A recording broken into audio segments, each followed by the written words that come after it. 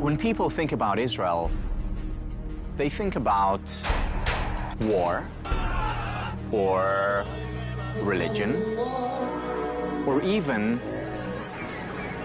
falafel. But to me, when I think about Israel, I think of the triumph of the human spirit. Israelis, surrounded by enemies, have turned a desert with hardly any natural resources into a flourishing, productive, and caring society.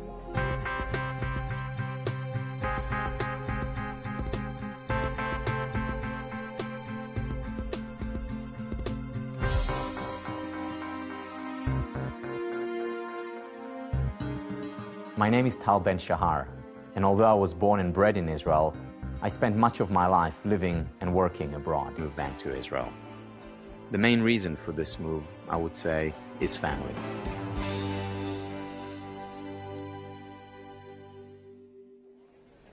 The Israel I came back to was not the Israel I left.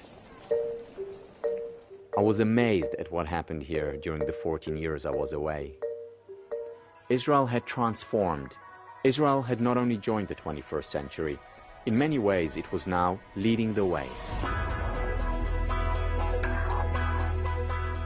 When you look at the NASDAQ, companies are listed from around the world. There's one country, though, that truly stands out, and that is Israel. And Israel is the fastest growing, one of the most dynamic, entrepreneurial, and innovation-based economies on the planet. The sky is the limit for inventors in Israel. Israel has been a remarkable achiever.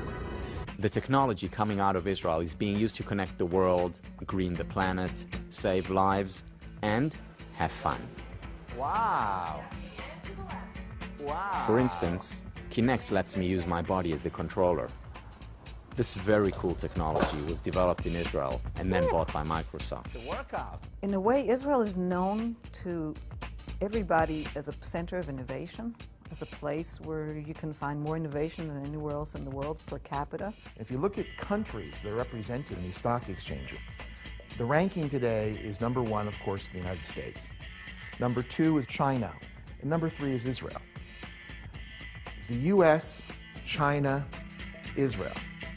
Looking at our size, how is it that Israel, with its 7 million people, has the third largest group of companies traded in New York? This is an amazing fact for a tiny country to actually eclipse all the nations of Europe in the creativity of its entrepreneurial leadership. Israelis are known for getting things done, even when they have the most audacious of ideas. All this is the brainchild of Shai Agassi, who was able to take his ideas and turn them into reality. So how would you run a whole country without oil? That's the question that sort of hit me in the middle of a Davos afternoon about 4 years ago. So what exactly was Shai's big idea? Step 1. Convince the world's car companies to manufacture electric cars that have removable batteries. Step 2. Convince governments to install millions of charging outlets. And step 3. When people want to make a longer drive and there's no time to recharge the battery, just build a nationwide network of battery swapping stations. As absurd as it sounds, that's exactly what Shai and Better Place have done. We converted the paper into reality. We did it all in Israel. I don't think most people understand, but we got about 1,000 engineers working in Israel on this project. I think Israel's become the ground zero of the change, and it defines Israel. The resilience of Israelis to bounce back even stronger from these adversities has also helped generate incredible innovation that is helping address some of the world's most challenging problems. We were living here in the middle of the desert. We really had no choice. We had to come with something in order to farm in this area. An innovative idea that makes the most of Israel's very limited water supply: drip irrigation. People think that this is just a plain hose with a hole in it. This is not the case. Behind each hole, there's this very sophisticated dripper. There's certainly not just a hole in a pipe. With drip irrigation, farmers can grow 40% more crops by using only half the regular amount of water. This has enabled Israelis to go from surviving in a desert to thriving as a leading exporter of fresh fruit and vegetables all around the world. You know, when I travel and I see our irrigation systems in remote places, and I see how it helps people to grow more with less, I'm very proud of it.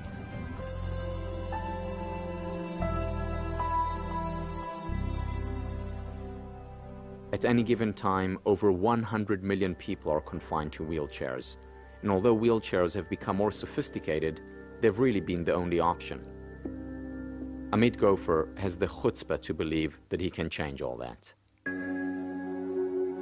The initial idea was to make a device that will enable people to function from morning to night without the need of using wheelchair. From medical myths to medical marvels, we head to Jerusalem to meet a paraplegic who's walking tall. It's a breakthrough you're going to have to see for yourself.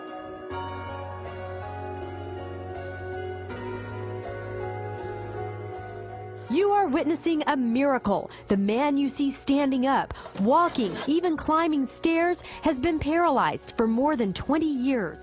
And never I think about I walk. Only the dream I walk.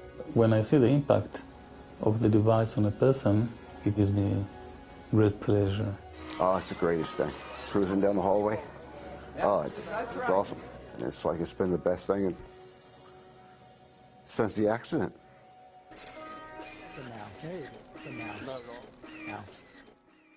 There has to be a higher purpose, a higher reason for us to be here. And there's no doubt in my mind that Israel has to play a role in making the world a better place. You know, we're far from perfect, but we're in the game, okay? We're in there fighting and helping and trying, and we're creating cures for cancer, and we're creating new, cool technology, and we're trying to feed the world. We're trying to solve dependence on oil. It really goes to the heart of what being an Israeli is about.